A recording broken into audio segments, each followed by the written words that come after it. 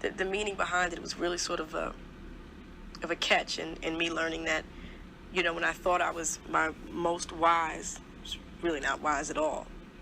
And in my humility, you know, and in those places that most people wouldn't expect a lesson to come from, that's where I learned so much.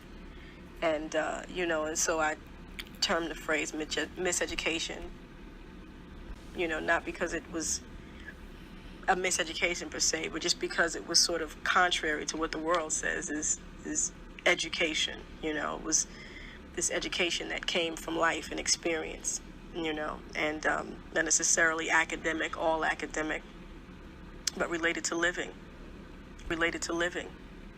I'd gone through a lot, you know, a huge emotional and spiritual battle prior to the creation of that album.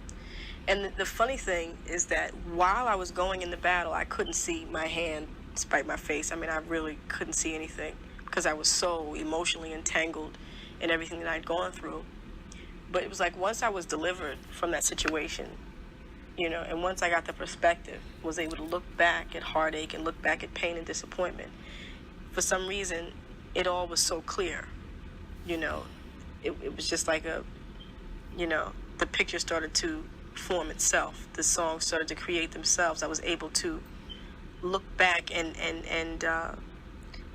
be a narrator of my own situation. But the interesting thing was that it couldn't happen while I was in the middle of the confusion.